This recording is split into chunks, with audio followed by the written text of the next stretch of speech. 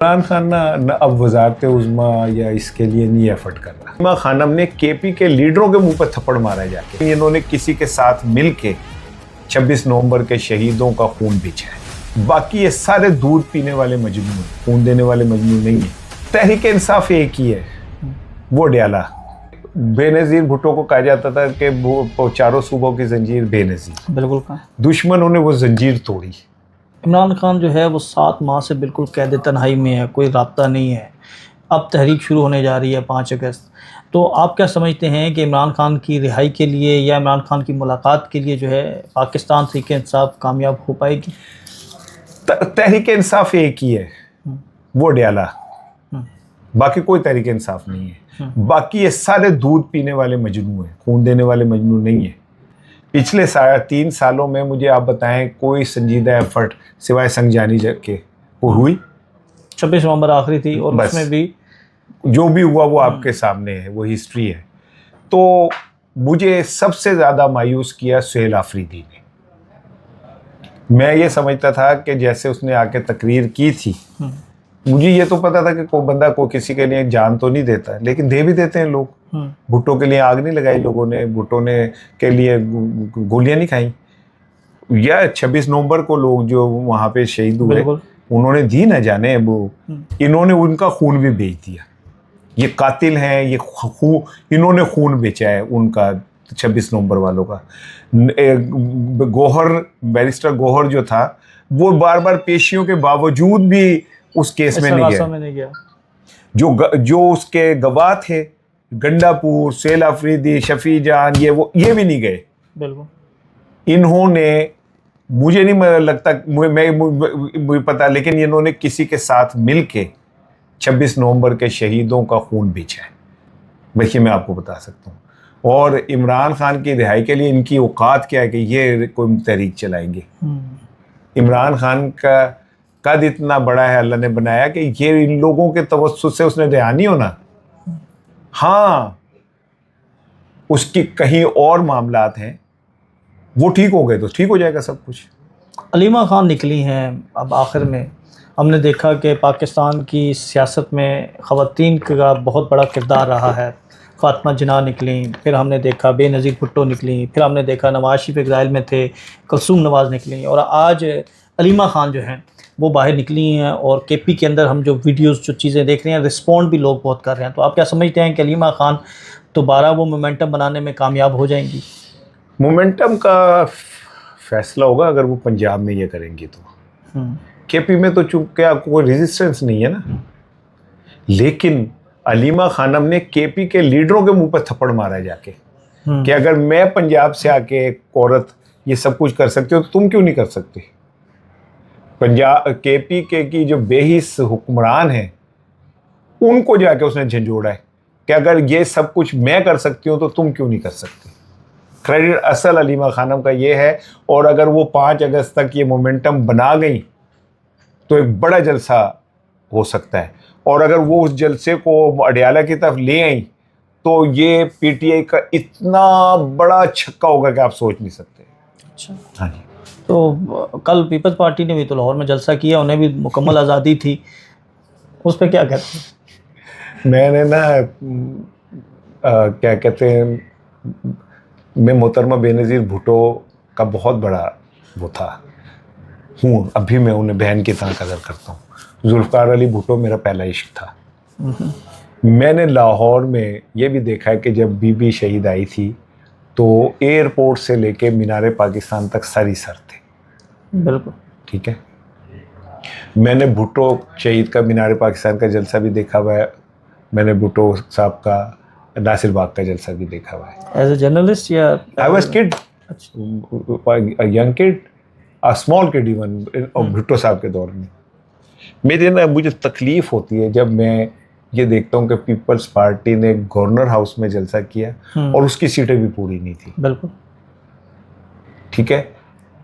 जैसे मैं ये कहता हूँ ना कि केपी हुकूमत इमरान खान के या बैरिस्टर गौहर 26 नवंबर वालों के खून के क्या नाम है बेचने का जिम्मेदार है, ऐसे ही भुट्टो को ज़ियाउल हक नहीं मार सका। भुट्टो को मार दिया आसिफ अली जरदारी ने। और ये पीटीआई क्या है, 80% जालों का गढ़ है।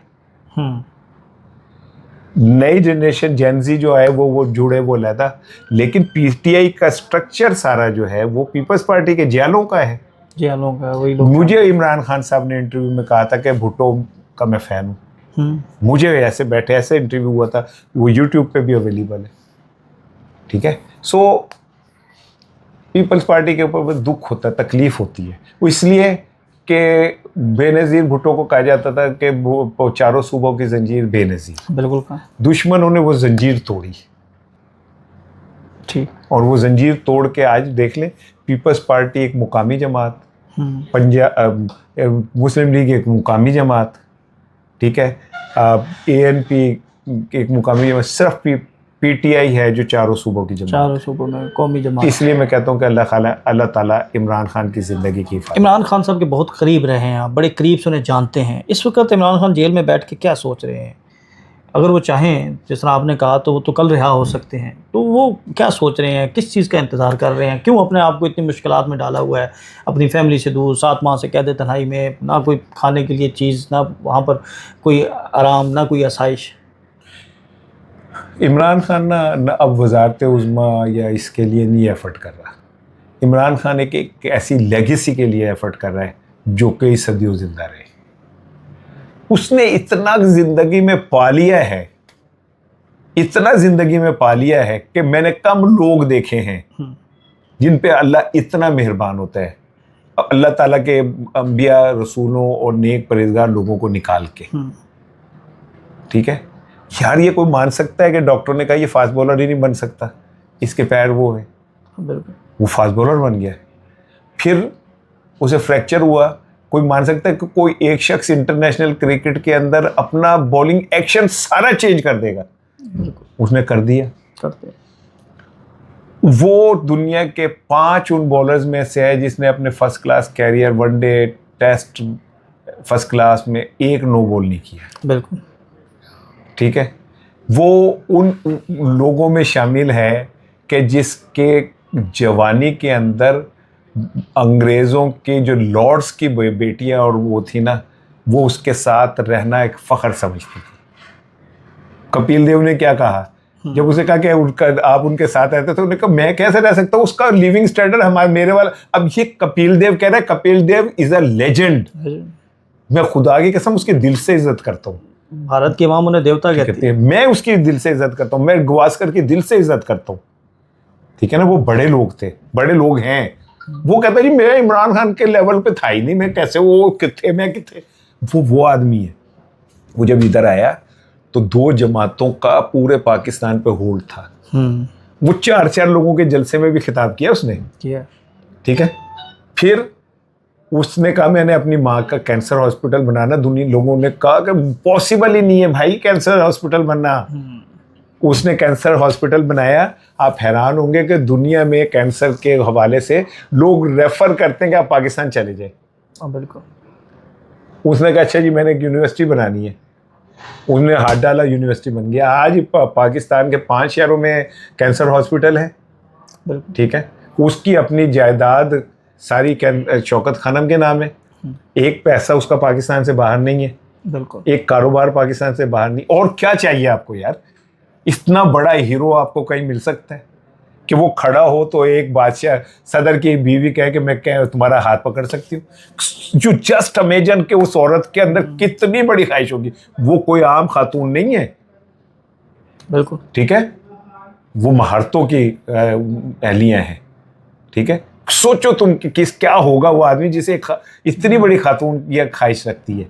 सो उसे पता है इमरान को कि भाई दुनिया में कोई बंदा ताबत जिंदा नहीं रहता। ठीक है, वो अब हिस्ट्री में जिंदा रहना चाहता है। 70-75 का हो गया, कितना और जी लेगा, अल्लाह ताला उसे लंबी जिंदगी दे, कितना और जी लेगा, लेकिन अब वो हिस्ट्री में जिंदा रहना चाहता है। ठीक है, ये जो बोलते हैं पेड़ लोग, दरबारी नमकखार जो हैं, ठीक है ना, ये जो मर्जी बोले, Imran Khan has created a history जिसको अब आप मिटा नहीं सकते। लास्ट में आज मैंने आपका वीलॉग सुना, आप मरीम नवाज़ और हमजा शहबाज के दरमियान एक जंग की ख़बर दे रहे थे कि मरीम नवाज़ किसी सूरत नहीं चाहती कि पंजाब के अंदर हमदा शहबाज शरीफ को भी उनकी तरफ से जो है वो एक्टिव हो। ये क्या खबर है आपके पास? देखें, मरियम पंजाब के वाले से बहुत पोजेसिव है। पीपल्स पार्टी वाली बोले तो उन्होंने कहा हम तुम्हारी टांगे तो उंगलियां तोड़ देंगे जिसने हमारे तरफ उंगली उठाई। पीपल्स पार्टी को यहाँ पे ये सांस लेने का मौका नहीं है कि वो जलसा ही कर सके मिनार पाकिस्तान जाके, ठीक है। मरियम साहिबा पंजाब में किसी की रत्ती बराबर मुदाखलत पसंद नहीं करती है। आप उनका देख लें, शहबाज शरीफ साहब का कोई तस्वीर आपको नहीं मिलेगी पूरे पंजाब में मरियम साहिबा के साथ। बिल्कुल नवाज शरीफ की लगी होती है, नवाज साहब की लगी होती है। हमजा साहब को 2 दफ़ा अटैम्प्ट की गई है पंजाब में सेटल करने की, लेकिन नहीं किए हो सके वो, ठीक है। अब उन्हें विफाक में ले जाया जा रहा है, 6ठे फ्लोर के ऊपर वज़ीर आज़म हाउस के उनके कमरों का झाड़ पूंछ हो गया है। वो वहाँ बैठेंगे और वहाँ बैठ के मामलात को देखेंगे। यानी वो पार्टी मामला देखेंगे या फिर सिर्फ उनकी आरे लग जाएंगे? आरे लग जाएंगे। हाँ, आरे लग जाएंगे। चलें जी, हम भी आरे लगते हैं, आपसे इजाज़त चाहते हैं। अल्लाह हाफ़िज़। आपको ये वीडियो, ये इंटरव्यू कैसा लगा कमेंट सेक्शन में हमें ज़रूर बताइएगा।